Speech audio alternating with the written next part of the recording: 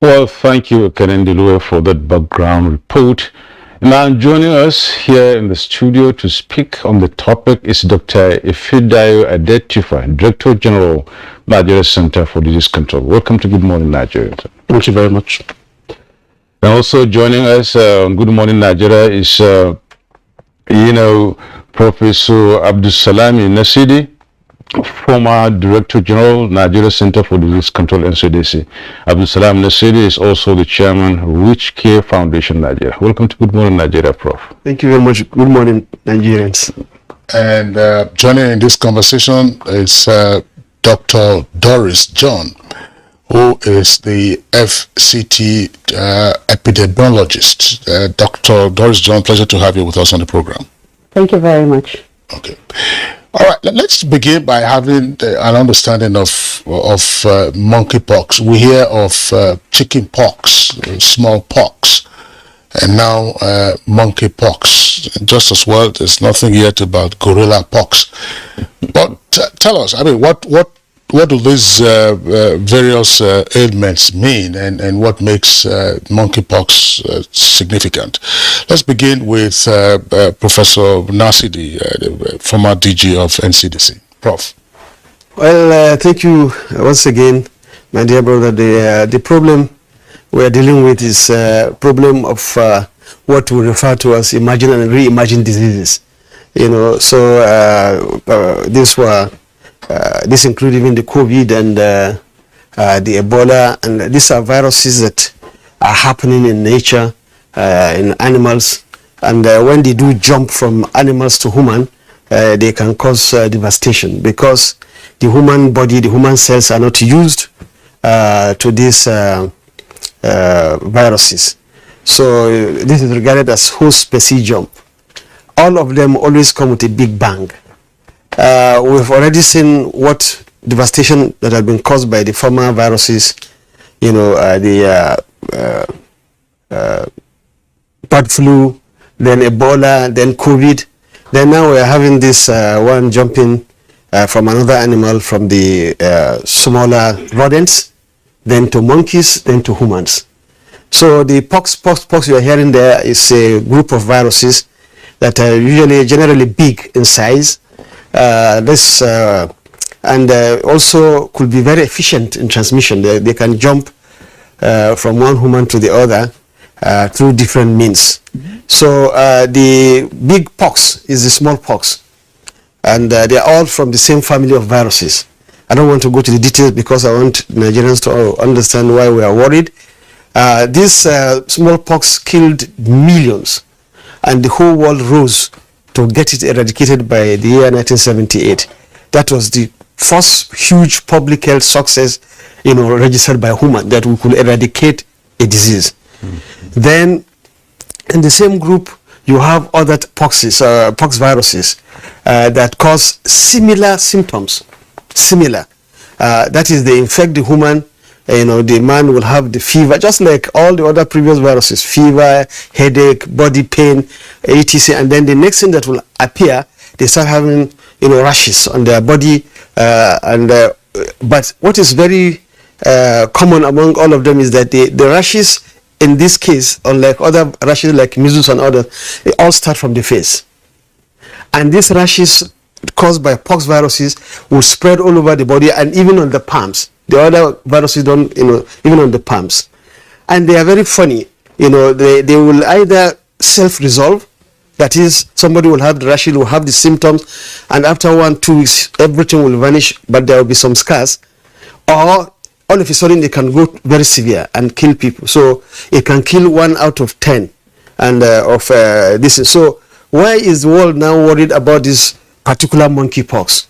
We are worried about the monkeypox because, if a virus jumps from animal to human and starts transmitting, progressively, that means that virus will be getting more used to human cells. And if it starts getting more used to human cells, it can spread more, and it can go either way. It can go either to be very mild, or it can go to become very severe and become a big killer. So, as it were today, even though we have eradicated the smallpox, which was the biggest killer among the pox viruses, the world is still afraid that that virus could re-emerge and then start killing people. So, as I'm talking to you, there's what they call the World, Smallpox Security System, whereby the wild smallpox virus is today reserved only in 2 countries. No country is permitted to have it and stock it: Russia and the USA. So they are the ones who have the systems that can keep it. So they don't want it to escape. If it escapes, we're in trouble. But if it doesn't escape, and then the ones from the bush are now re-emerging, the world has to rise to fight it. All right, thank you very much, Professor Nasidi. Okay, maybe we should really want to get more information on this from Dr. Doris John. What more could you tell the public about monkeypox in addition to what the prof said? Thank you very much. Another thing that it's getting the world worried is that since smallpox was eradicated in 1980, the vaccination against smallpox was stopped. So you would agree with me that anyone that was born after that time has not been vaccinated against smallpox, and it has been discovered that the smallpox vaccine it can prevent monkeypox. So with that, the herd immunity of the world's population against this pox viruses has waned. That's why we're seeing the emergence of these poxes again happening. So it's really worrisome, because it's very obvious that majority of the people that are 40 years and below don't have immunity against this virus. So if they come in contact with this virus, they're likely going to come down with the disease. So that's something for us to also worry about. All right, thank you. Now let's bring in the incumbent DG of the Center for Disease Control, Dr. Ifedayo Adetifa. I still would like us to have this conceptual clarification of monkeypox versus smallpox versus chickenpox. Yes, historically, smallpox was deadly, wiped out millions around the world. But sometimes one hears that chickenpox isn't as deadly. So where does monkeypox stand in all of this? And what else, in addition to what Professor Nasidi said, are the symptoms of monkeypox, symptoms including, of course, the causative factors? Thank you very much. I'd like to start by there are a few things in the report we had that are not entirely correct that I need to clarify. Smallpox is not a new disease. It didn't emerge in 2017 as the report said. Actually, the first case of smallpox in Africa was monkeypox. I'm sorry, in Africa was recorded in the DRC in 1970, and then in Nigeria in 1971, and then we had cases for a period on and off, and then it disappeared for 40 years, only to re-emerge in 2017. And since 2017, we have been reporting or detecting cases of monkeypox every year. These reports are on the NCDC website. So it's not a new problem. Yes, we are grateful for the attention that it is receiving now, but we don't want that to fit into a narrative that suggests that it's just come and we are dealing with it for the first time. As I've highlighted in some other fora, the fact that a disease that is within the purview, for example, of the NCDC or other public health authorities is not in the headlines does not mean that it's not receiving priority. So our prioritization of conditions to respond to, or that we respond to year in, year out, have nothing to do with the headlines. Okay, so the headlines have been dominated by COVID, by Lassa fever, sometimes by other things. Now, the headlines, particularly in this instance, is dominated by monkeypox because it is being seen in countries where it's not normally seen. Okay, but that does not suggest that the situation with monkeypox in Nigeria has changed in any way since over the last 5 years. I think it's important that we make that distinction. The news is because monkeypox is now detected in countries where the virus is not endemic. Okay. In terms of the symptoms have been highlighted by Professor Nasidi already. Okay, you have what we call an early phase where you just have general symptoms that is very common to other illnesses. You feel ill or just unwell. You can have a fever. You can have the muscle aches. You can have the sore throat. I think one thing that it needs to be mentioned in addition to what has been described already is that you have gland swelling associated with monkeypox, and this is like the swellings you get when you have a sore throat under your chin. You get those in the neck and under your jaw with monkeypox in the early phase, and then after a period, then the rash starts to appear, and as has been described, starts from the face and goes down. One thing that's characteristic of this particular virus, obviously, is that you get rashes on your palms and your soles. Again, smallpox, monkeypox viruses you can describe as cousins. They are members of the same family. And it's not surprising that because they are that related, the vaccination or vaccines that were provided against smallpox offered some cross protection to monkeypox. So, as has been highlighted, monkeypox is considered a reimagined disease, and one of the hypothesis or theories put forward for why it is reimagined is this one that is related to that maybe with the cessation of smallpox vaccination, we are losing immunity.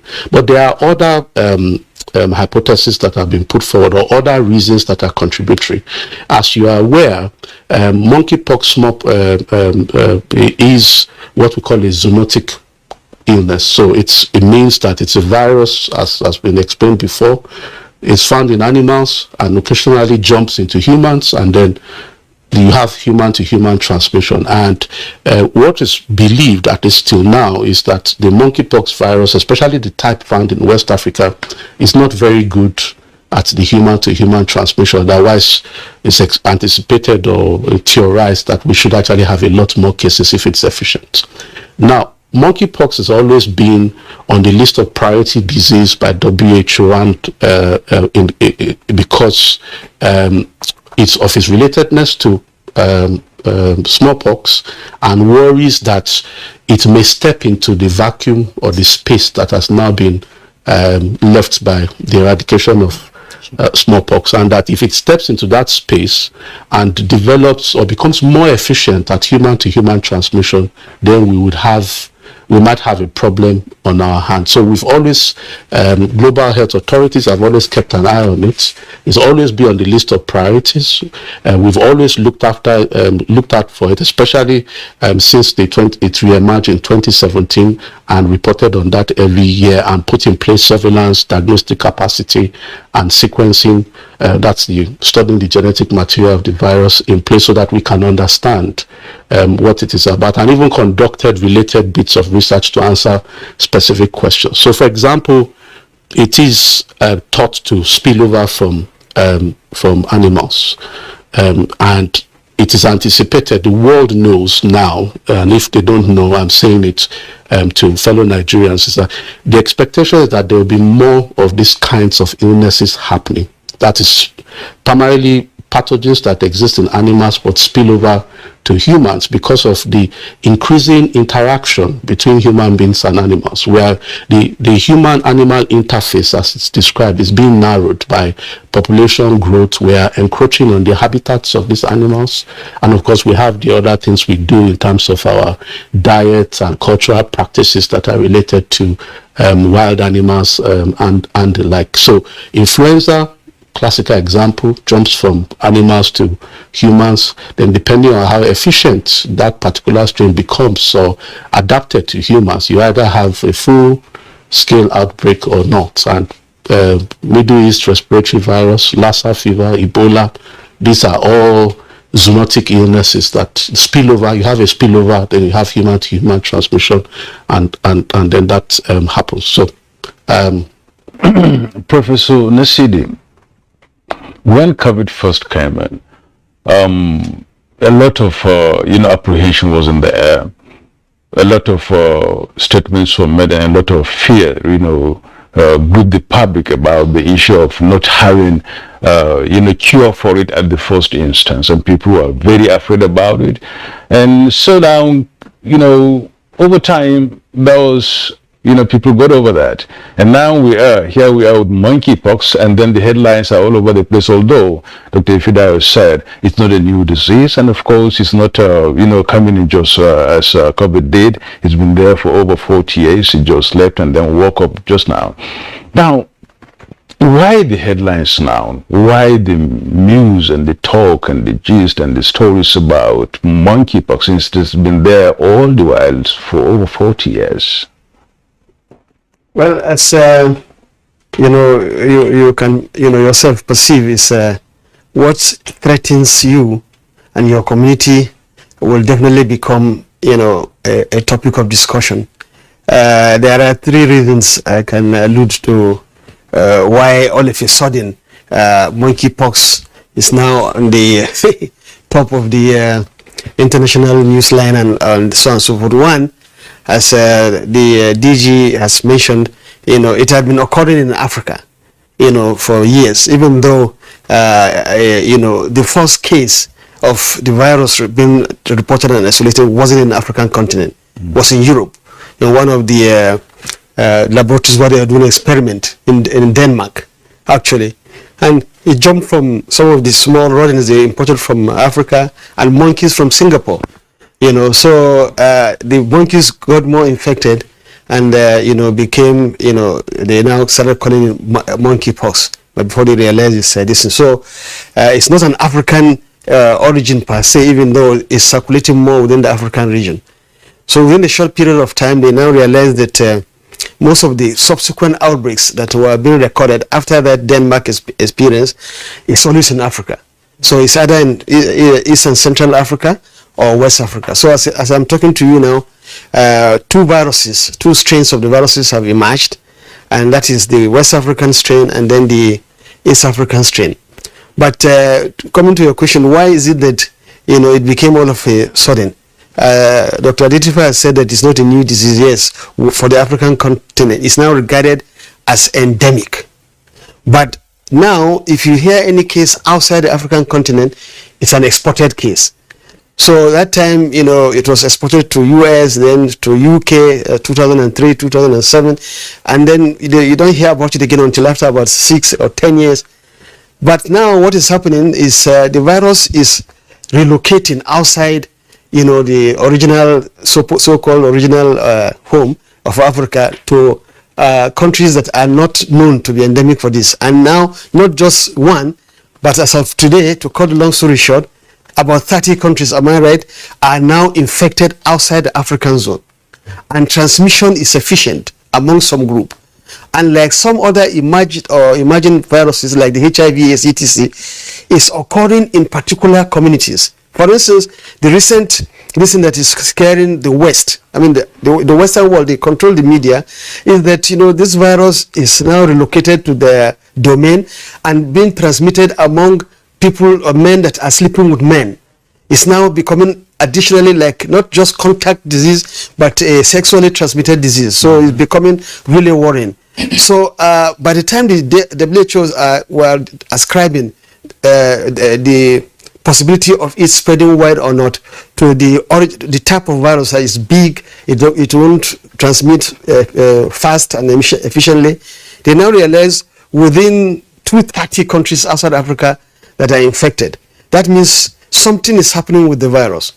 And in Africa, where it is occurring now, and I'm sure Dr. Adetifa will confirm, is that those who end up with the severe form of the disease are people who have immune compromise, like HIV, AIDS, like severe malaria or TB, and so on and so forth. When they get it, the chance of them dying is much higher.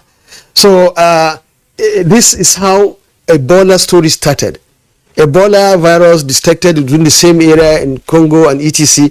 was spreading among the animals, then it became human, then it was not efficient. It was growing slowly and slowly until it translocated from East and Central Africa to West Africa. where it met very large susceptible population and caused devastation. So we're afraid that this virus, if action is not taken now against it to stop its spread, it might not spread as wild, in African continent, but it could hit them there more. So they are worried. They control the media, so the hype. Professor Lassini, thanks. There are 2 points that you raised, but I want to take on one and ask Dr. Doris John to also comment on this. As the epidemiologist of the Federal Capital Territory, what are we seeing as a manifestation of monkeypox in the FCT? That's one. And who are those that are presenting with this ailment? Because elsewhere now, mostly in Europe, it is those who are in the homosexual community. I think we have to be plain about that. The gays are the ones who are manifesting this disease, just as you had with HIV and AIDS. In the FCT, so far from this year alone, we have recorded 6 suspected cases, out of which 2 have been confirmed. Of these 2, one is an immunocompromised patient, someone who is positive for HIV, and the second one was a lady that said to have traveled from another state into FCT, but fell ill there and felt she was okay before she came back to the FCT. So for us, and out of these 6 that have really presented, 3 of them were children. For obvious reasons, of course, children who their immunity is really not well developed, so we can say their immune system is still compromised, in quote. For us in the FCT, the issue or the idea of being immunocompromised has come to play a great role in the cases we have seen, as including, amongst all the suspected cases that have presented in the FCT. We have not really seen anything peculiar about their profession or their social inklings, whether their sexual preference. We've not really been able to see any inclination towards maybe the people that practice same-sex or and so on and so forth. And like the DG said, if you also, one of the factors that makes some people more susceptible is the activities, the human interaction with the animals. So if you would think of people like hunters, people that deal in bushmeat, not those that eat the bushmeat, but those that indulge in the preparation of these animals, the raw, the FCT. Also, we have, because of the hype and the media sensation about monkeypox now, we have really begun to go into the communities. These are conversations that we're having with people in the communities, because there are a lot you can also learn by interacting with people in the communities. What they see, what they hear, they would be able to tell you, oh, okay, these people, for the 2 confirmed cases that we saw in the FCT, in the process of contact tracing, we really discovered that there were just people living in the city and had nothing to do with these professions that we're talking about that might make them more susceptible or vulnerable to this virus. Okay, thank you so much, Dr. Doris. We are treating 2 topics this morning, so we may be racing against time, Dr. Fidayo and Prof, and of course Doris, so we have some maybe less than 10 minutes on this segment. But all the same, let's try to look at 1 or 2 other issues here. Let me send a double-barrel question to you, Fidayo. One, does this monkeypox has variants? If yes, which one is in the space, non-public space, and which one is affecting people? And then the second one is, there is this issue of, Russia saying America is controlling, or US is controlling some laboratories in Nigeria and trying to do some sort of biowarfare. If that's the case, we don't know. But there are, refutations to that and rejection by the US Embassy about, and of course from within Nigeria, that these laboratories do not exist. The monkeypox disease. In addition to this, the federal government has also, intensified surveillance, I believe, across the borders in order to get. And how far have the NCDC and the federal government gone in trying to mitigate this very disease? Okay, thank you very much. I'll start off by a question you didn't ask. I think it's important that we are careful to not associate this disease with one particular demographic or the other.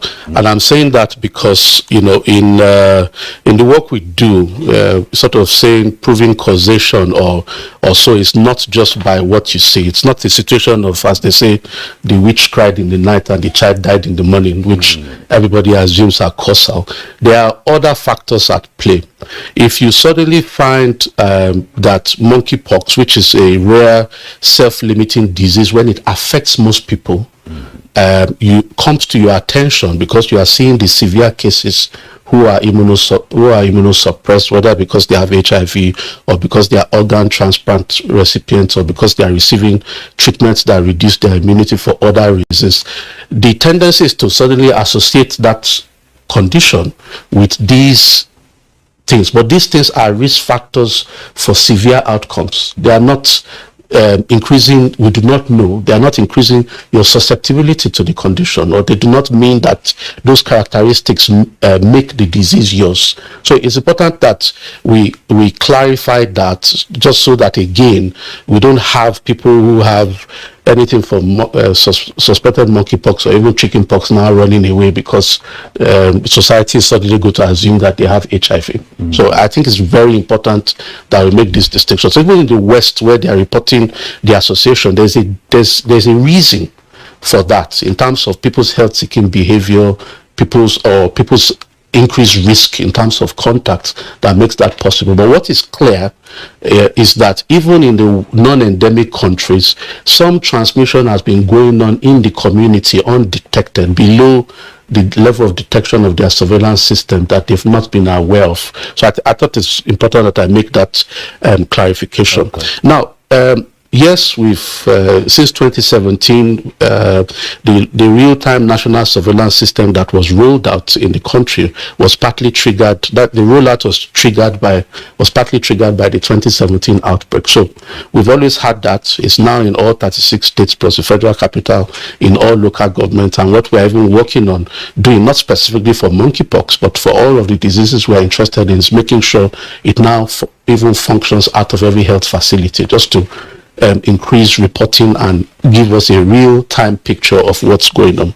In terms of the allegations, we have responded, the NCDC has responded to those allegations, not just a mere reflex saying, no, it's not true, but we've double-checked. We had our facts, but again, just for due diligence, we've double-checked, and there is no, this is a fallacious accusation. There is no truth in it. We, as a country and as the NCDC, in our work to assure Nigerians' health and our national health security, work in partnership with many governments.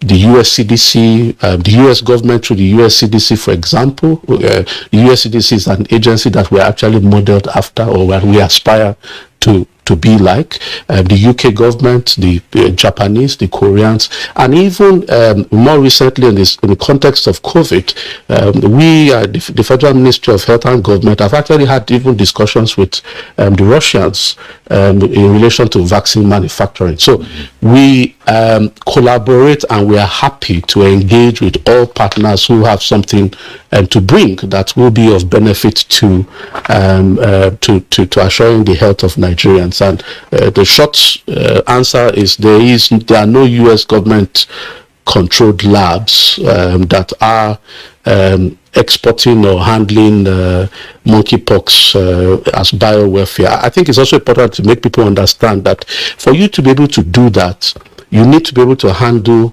the live virus safely to protect yourself. Okay.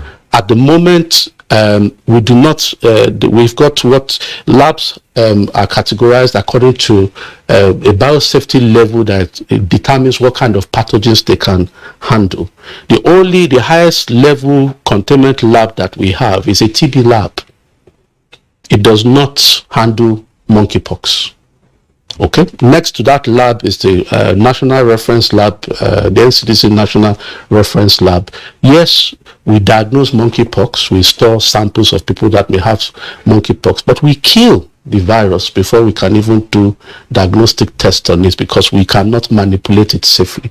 So for you to sort of give out something, you also have to have, if I suddenly offer to make you rich and give you a lot of money, or like my people say, if I offer to give you clothes or something, you will look at what I'm wearing to see if I can actually live up to the promise.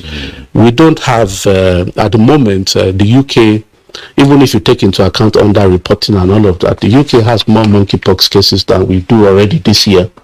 So who is giving who what exactly is what I'll say in response to that. Okay, Dr. Adetifa, thank you very much. I just wonder, I mean, that's a point that Professor Nasidi made about what happened during some biological experiment in Denmark, where the monkeypox virus jumped from mice to, that's from rodents, I'm not sure whether they are mice now or whether they are grass cutter, jumped from mice to monkeys, and then of course then had a jump to humans. I think the point that the Russians made, and you have already responded to that, was to say, look, there are some labs in parts of the world, and particularly in Nigeria. Let us find out what that is. But the monkeypox, you say, has been around, and we've been containing it. What do we know about the fatalities?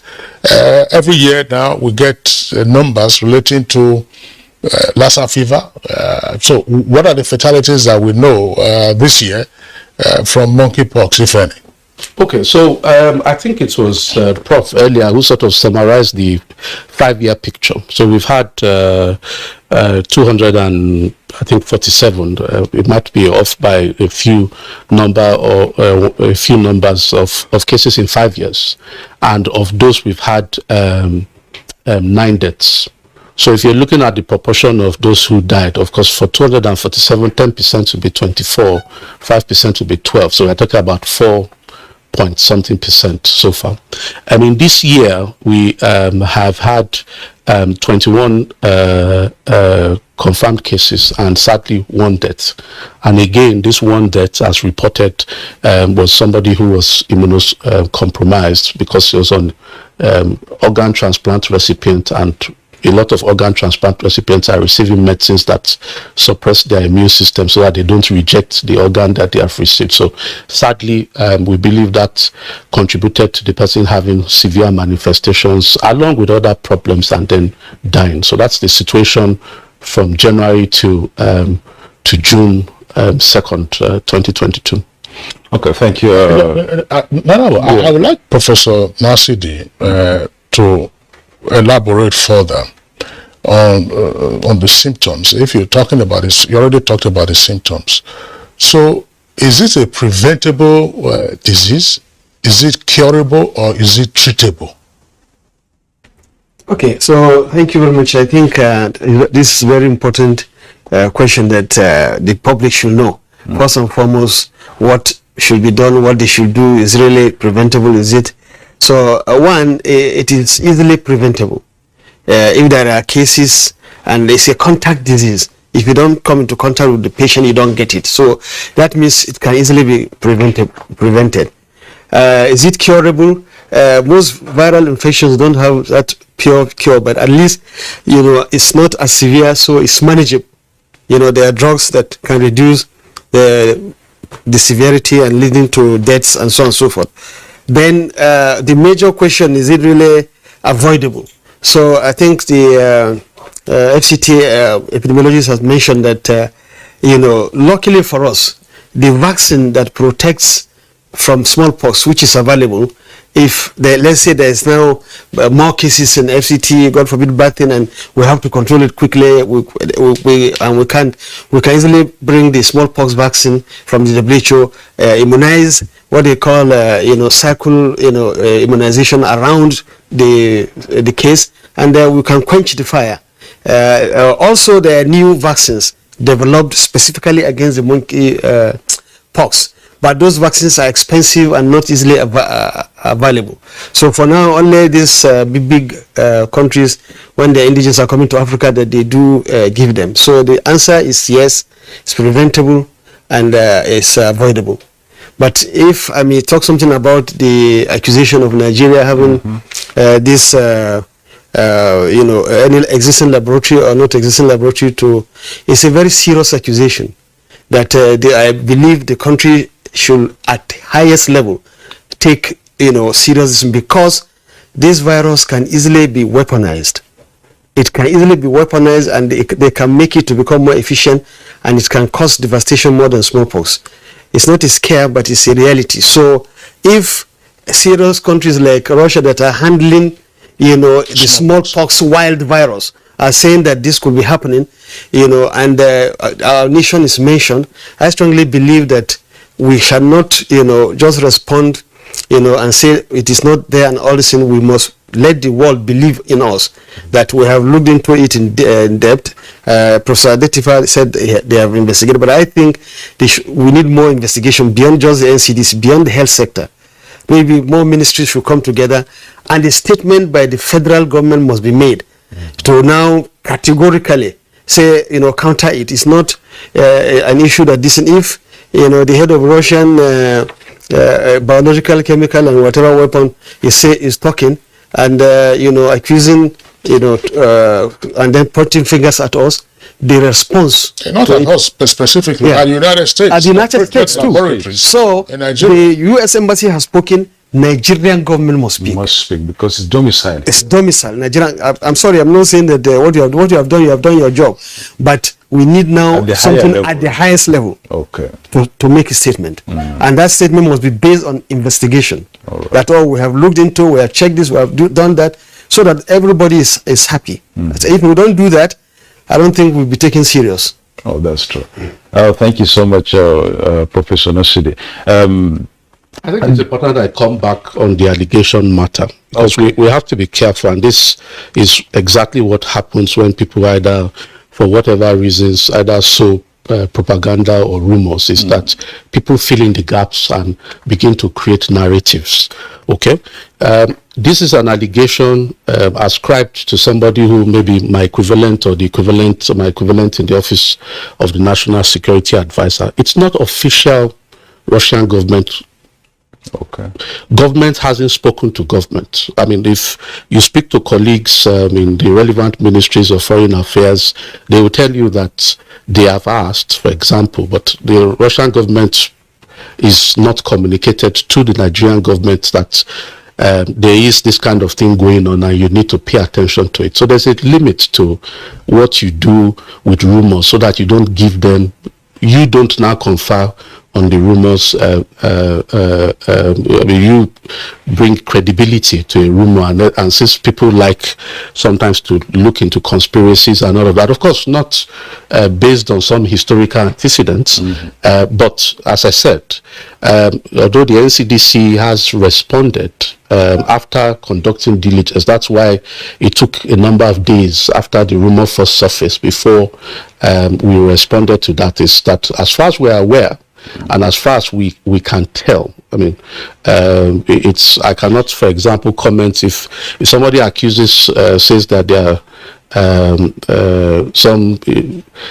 something going on in the forest or something, you might not be aware, because obviously things happen. Yeah. But as far as the public health laboratories in the system are concerned, the government is fully aware of the designation of those laboratories, whether they are receiving U.S. government support or not, and what exactly they do. And that's exactly what we have put out in response to that allegation. I need to also remind us that the country has a national biosafety, biosecurity action plan and procedure that involves relevant parties, Office of the National Security Advisor, the Ministry of Defense, and all parties relevant, who also look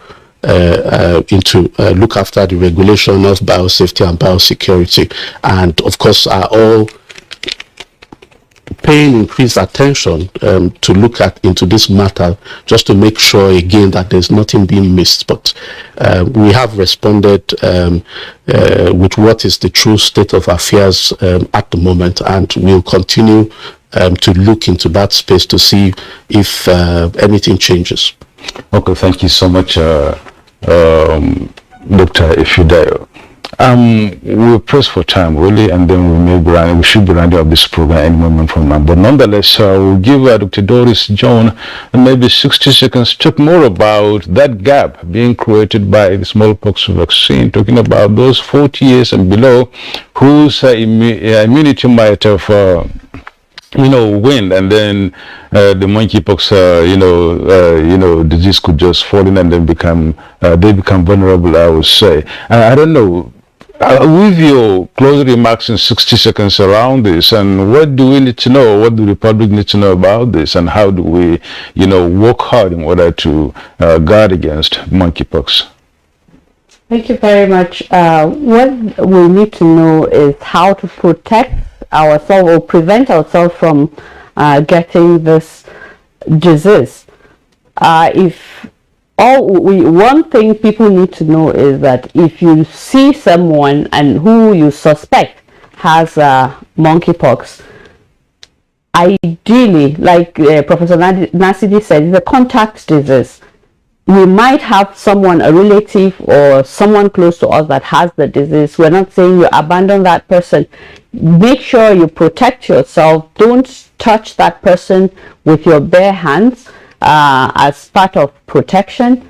You also avoid touching animals, especially those contact with animals, especially those that are sick, with bare hands. Some people, because it's their profession, they need to do it, so we ask that they protect themselves and with gloves, or don't touch it with their bare hands. Another way you can also protect yourself from it is because other ways that the disease can be transmitted is by droplets. So people are educated about cough etiquette and hygiene.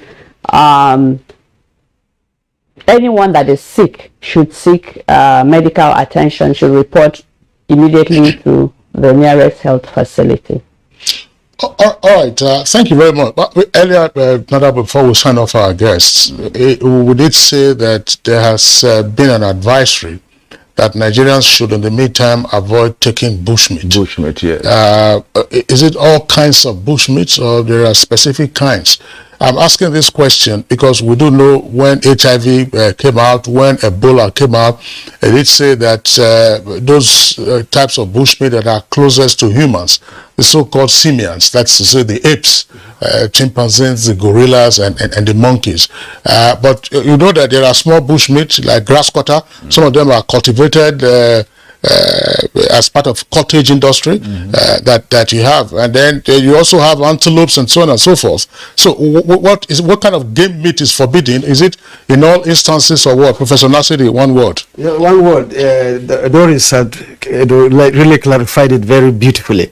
Even in the bird flu experience, it's not just bush meat eaters that are at risk per se, but those who hunt for those bush meat and prepare them. Unfortunately, the cases of bird flu that actually died in Lagos, when we follow them, it's not those who ate the chicken that died, but those who prepared the chicken and all this that came with that. So it's bush meat that we know as bush meat. They are the ones that are at risk.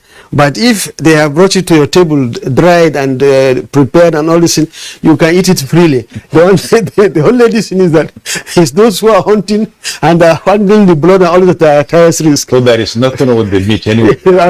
No, there's something wrong with the meat. The meat has the virus, but the processes after they've killed it and they have dressed it and put salt, put pepper, put fire, smoke, everything. By the time it's coming to your table and they put it on fire again, the eaters are not at as much risk as Thank you very much. Yes. Well, thank you so very much, Yes. Professor. I'm sure the chief man will be happy with me here. They're saying that. For sure. Yes, thank you very much You haven't for said. clarifying. Thank you so much, Professor Abdul Salam Nasidi. Professor Abdul Salam Nasidi is former Director General, Nigeria Center for Disease Control, and Chairman, Rich Care Foundation, Nigeria. It's a pleasure.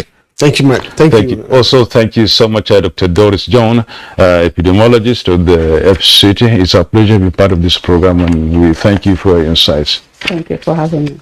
Dr. Ifidayo, it's our pleasure. Thank you very much. Dr. Ifidayo is the, Director General, the current Director General of the Nigeria Center for Disease Control. We thank you so much once again. Thank you very much. Now we will now take a break. We'll take a second leg of our program that's talking about traditional medicine and alternative medicine in the next 20 or 25 minutes. So we'll take a break now. Stay with us for that.